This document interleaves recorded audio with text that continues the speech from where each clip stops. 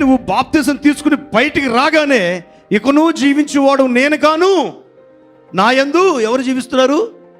క్రీస్తే. మరి క్రీస్తు నీలందు జీవిస్తున్నట్లయితే ఎక్కడ యేసుక్రీస్తు వారు నీలో కనబడతలేదు? ఎందుకు?